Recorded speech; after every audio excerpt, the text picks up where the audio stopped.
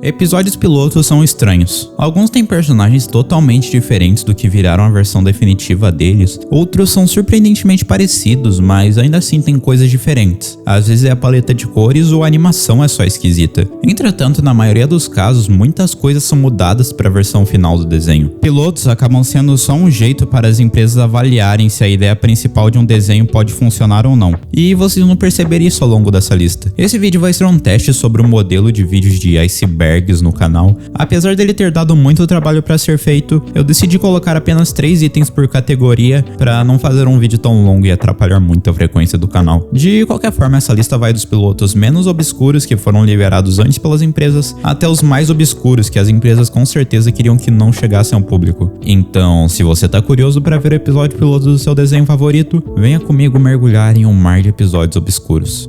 Superfície, KND, No Pee in the Wall. Entre 2000 e 2001, quando a Cartoon Network era mais relevante, foi promovido um quadro de uma maratona de 53 horas que iria de sexta a domingo para passar episódios pilotos de desenhos. No fim dessa maratona, um dos episódios iria ser escolhido para continuar na empresa como um novo desenho, o que não é uma ideia tão legal de ser feita por alguns motivos, principalmente algumas obras foram prejudicadas com horários que menos pessoas assistiram ou só porque a maioria é burra mesmo. Apesar de tudo, o Big Peak acabou dando muito certo para a empresa, escolhendo na segunda votação o que é considerado um dos melhores desenhos da era clássica da Cartoon, KND, A Turma do Bairro. O piloto tinha muitas coisas brilhantes em sua produção, e esse conceito é muito inteligente de colocar adultos como vilões na série e crianças como super inteligentes com suas peculiaridades e coisas únicas. Eu diria que de todos os desenhos dessa lista, esse foi o que mais se aproximou com a série original. Na verdade, ele é quase idêntico. Eu imagino que isso foi uma pedida da Cartoon em algum termo desse episódio piloto. Bem, o piloto conta a história de como os adultos bobocas daqui estão impedindo as crianças de entrarem na piscina. A turma do bairro então faz um plano para tirar eles de lá e eles conseguem, mas no final uma reviravolta acontece e o número 1 destrói a piscina. No geral, eu acho esse piloto bem parecido com o desenho, o que vocês acham? Bob Esponja, Help Wanted.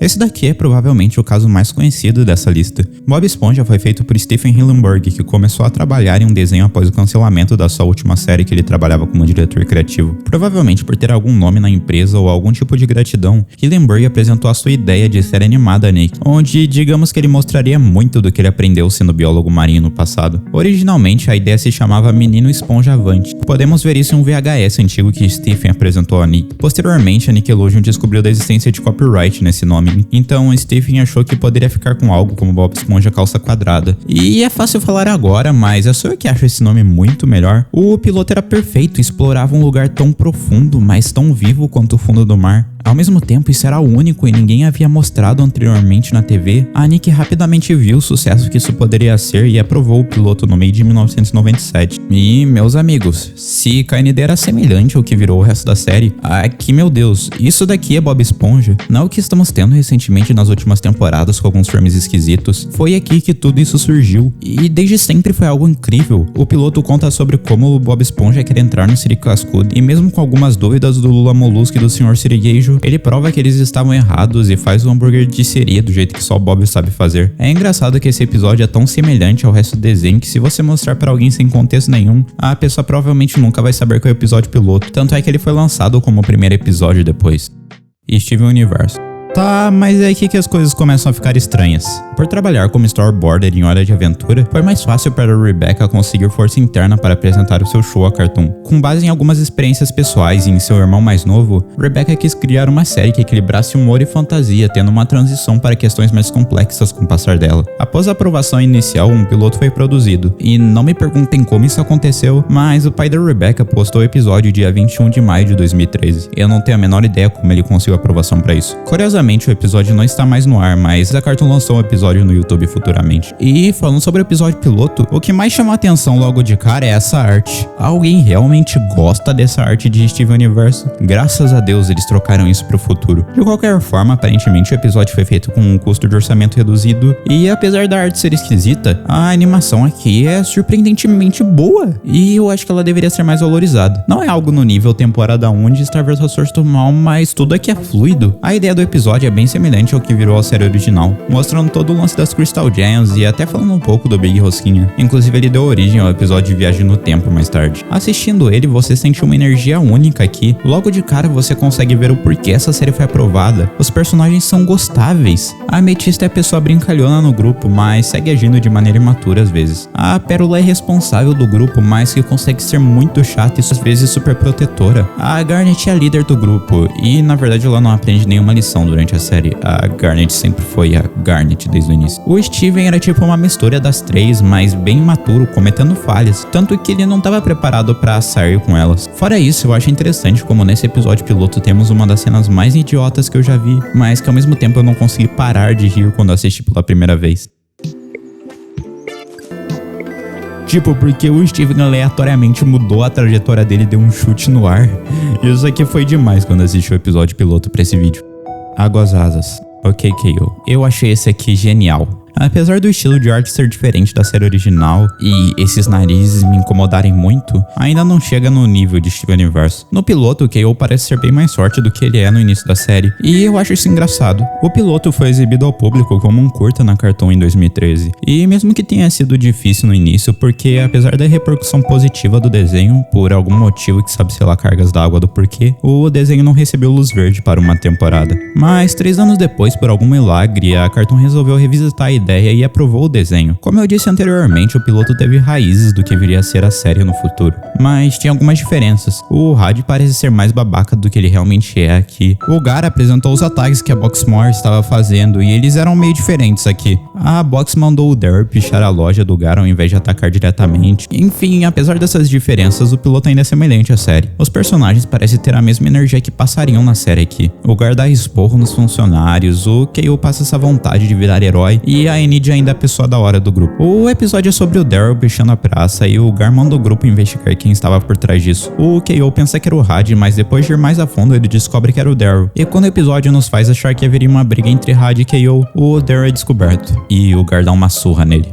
Over the Garden Wall. Perto de 2013, Patrick McHale apresentou a sua ideia à Cartoon. A intenção era um show de 3 temporadas sobre 2 irmãos se perdendo no desconhecido. Enquanto isso, um pássaro azul os guiaria para uma jornada. Apesar de gostarem da ideia, eles proporam trocar as 3 temporadas para um filme. McHale teve problemas para reescrever a história para um filme e abandonou a ideia por um tempo, sendo movido para trabalhar em Hora de Aventura. Futuramente, a Cartoon resgatou a ideia e chamou para escrever uma minissérie. Antes disso, ele trabalharia em um piloto para mostrar a sua ideia à Cartoon, que ficou conhecido como Tomb of the Unknown. Aparentemente esse piloto teve um orçamento maior, inclusive passando em alguns festivais por aí, lançando algum tempo depois para a gente assistir e hoje em dia estando de graça no YouTube. Inclusive passa lá para dar uma olhada depois, vale a pena. Eu digo isso porque é outro caso que o piloto é parecido com a ideia original. Ainda pelo orçamento ser maior, apesar de ser perceptível as diferenças entre a série e o piloto se colocadas em uma animação, imagem por imagem é quase impossível de perceber qual é a série e qual é o piloto aqui. Apesar de eu sentir um gostinho dos mistérios de Over the Garden Wall passa, eu achei que aqui temos menos disso em relação à série. Parece mais coisas aleatórias do que coisas misteriosas. O episódio é sobre como Wirt, Greg e Beatrice se encontram, e essa abóbora aí os guia para uma boa vida na cidade. Nós não entendemos muita coisa do Wirt e do Greg aqui durante o episódio, mas já dava pra ver que o Greg seria um alívio cômico e o Wirt formou responsável. De qualquer forma, é interessante ver como era Over the Garden Wall no início. Meninas superpoderosas. Craig McCracken estudava na Faculdade de Arte de Califórnia quando resolveu criar a sua obra que apresentava 3 heroínas. O objetivo era fazer uma animação com uma ação exagerada, mas que ainda tivesse um tom cômico. E, bem, ele conseguiu fazer isso. Ele apresentou um curta que contava o processo de criação das meninas, inclusive mostrando o professor Otônio aqui. E, meus amigos, meu mano Tony se parecia com um lápis. No piloto, as meninas eram apelidadas de algo como Meninas da Surra. O show era para se chamar Ensopado de Surra, vamos dizer assim. Eu tô falando assim pro YouTube não complicar o alcance desse vídeo, mas digamos que a tradução é um pouquinho mais pesada que isso. Apesar de tudo, isso foi trocado na versão final para Meninas Superpoderosas. O piloto seria semelhante ao que vimos na série final. Aqui nós temos um concurso de quem fez o melhor geleia, e as juradas seriam as Meninas Superpoderosas. O Fuzzy Confusão fica bravo porque perdeu e vira o vilão do episódio. A Lindinha derrota ele, o transformando em hambúrguer no fim do episódio. Algum tempo depois, em 1996, o desenho teria mais um episódio piloto, porque aparentemente um episódio não foi suficiente para Cartoon decidir se disseram bastante. Nele, a Docinho além de a Florzinha derrotam esses inimigos de amoebas do jeito mais cruel e violento que eu já vi, jogando eles no sol.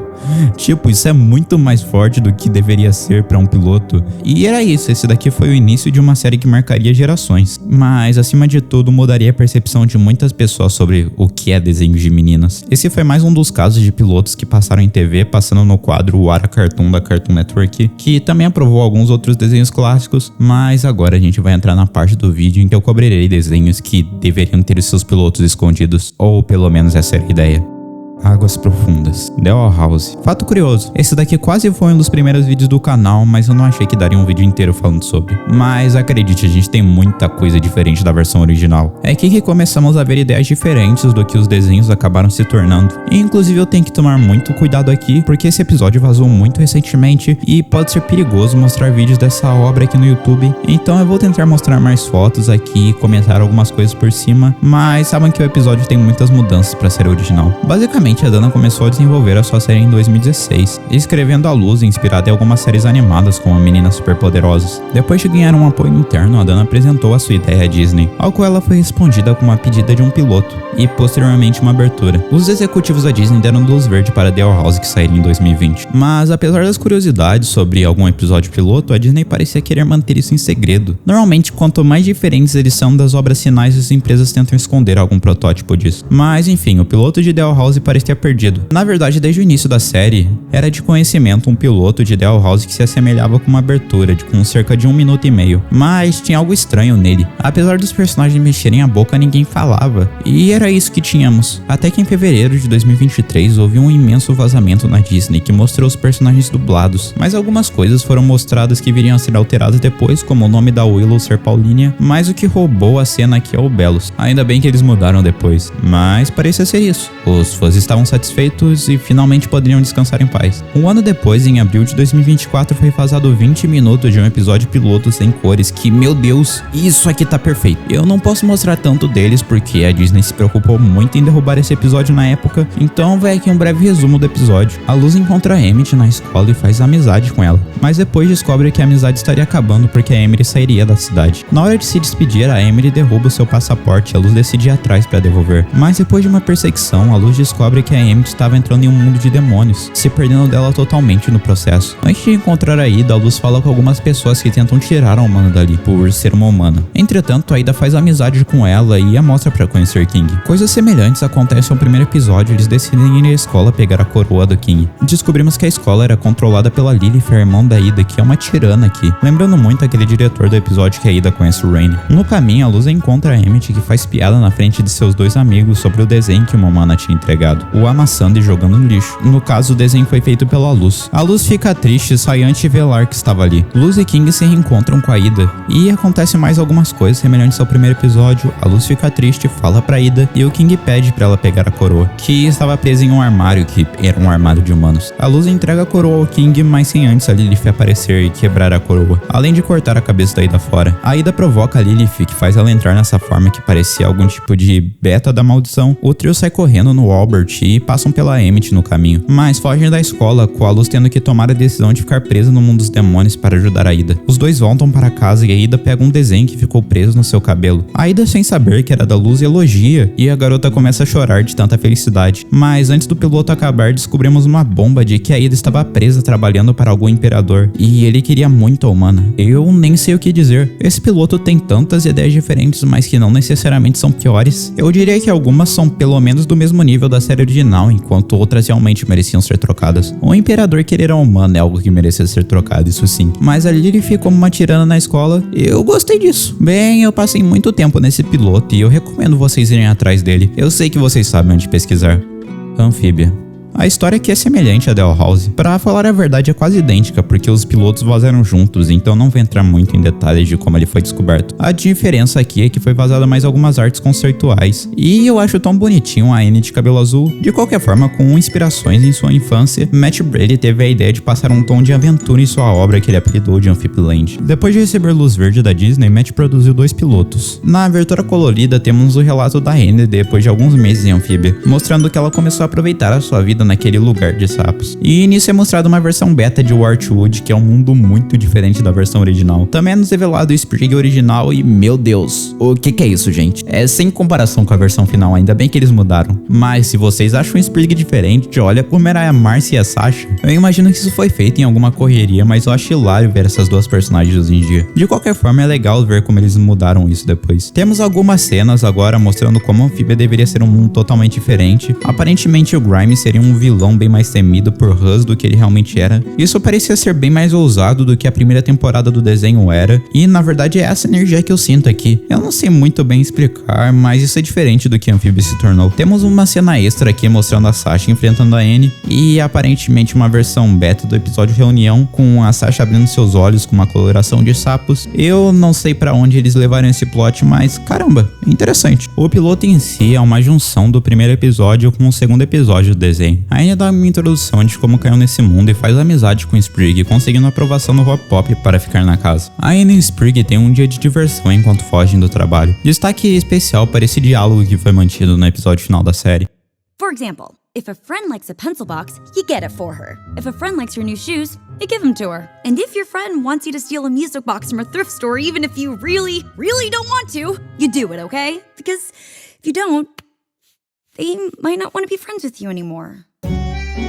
Os dois se separam depois da Annie tentar ser meio manipulativa com o Sprig, falando que os dois não poderiam ser amigos se o Sprig não quisesse se meter em problemas para ajudar ela. O Hop Pop ameaça expulsar a Annie de casa, mas o Sprig a defende, falando que eles tiveram um dia perfeito lá e a Annie poderia mudar, ela só não sabia exatamente o que era amizade. O Sprig volta e ajuda a Annie com algumas coisas, derrotando a Garça. A Annie fala que aprendeu algumas coisas sobre amizade e pede desculpa ao Sprig. Os dois fazem amizade finalmente e o Hop Pop reconhece a Annie, a mantendo assim na casa. Ainda temos uma última cena da Sasha presa aqui que foi mantida no final da série. No geral eu gostei desse episódio, eu acho legal como a diferença do design da Annie pro piloto pro design da Annie final é que eles tiraram o sapato dela.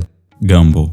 Você vê que a gente tá entrando na parte que os desenhos começam a mudar quando o piloto é em 3D. Gumball estava no meio do Big Four da Cartoon e sempre vai ser lembrado como um desenho que fez sátiras geniais e ao mesmo tempo conseguia ser engraçado pra caramba, além de ser um dos poucos desenhos não norte-americanos que fizeram sucesso. E isso é algo de se admirar. Aliás, antes de eu falar qualquer coisa sobre o piloto, eu quero agradecer ao Sign Spide, que foi por ele que eu consegui entender melhor sobre o piloto, então vamos dar uma conferida no canal dele. Explicado tudo isso, Ben teve uma ideia de fazer uma série que misturava elementos 2D e 3D enquanto trabalhava para a Cartoon Network Europe, apresentando alguns conceitos iniciais a ele, inclusive essas artes que foram mudadas depois como Gumball como um gato preto. Após a primeira aprovação, um piloto ou teste de animação, como Ben diz, foi feito. Por uns bons 2 anos esse piloto foi escondido ao público, mas em 2013 o próprio criador apareceu para postar o vídeo em seu canal pessoal. E meus amigos, isso daqui é diferente. Isso daqui parece ser feito nativamente em 3D com alguns elementos planos. E destaque especial para a escola do Gumball, que parece um presídio aqui por algum motivo. O piloto conta sobre como Gumball e Darwin tentam escapar da escola e coitado do meu mano Darwin aqui, ele tá feio pra caramba. Apesar de tudo, conseguimos ver os alunos da escola bem definidos, alguns idênticos, outros diferentes, mas você consegue identificar quem é quem. O Gumball começa o plano tacando um bife na Tina, chamando de T-Rex, enquanto a música tema do desenho começa a tocar, e isso foi legal. Aparentemente o Alan e a Masami eram um casal aqui e o plano falha, acabando com essa cena bizarra do Gumball e do Darwin se beijando por acidente. É divertido ver os personagens aqui. Eu fico feliz com o rumo que a série tomou depois disso. Águas profundas. Uou, caramba, você chegou até essa parte do vídeo. Mas falando sério, 90% das pessoas que assistem os meus vídeos não são inscritas. Então, se você gosta do conteúdo, considere se inscrever. Eu quero chegar em 100 mil inscritos até o fim desse ano, né? E cada ajuda sua me ajuda muito. Desde já eu agradeço pelo apoio. Dito tudo isso, venha comigo mergulhar nessa última camada do iceberg. Gravity Falls.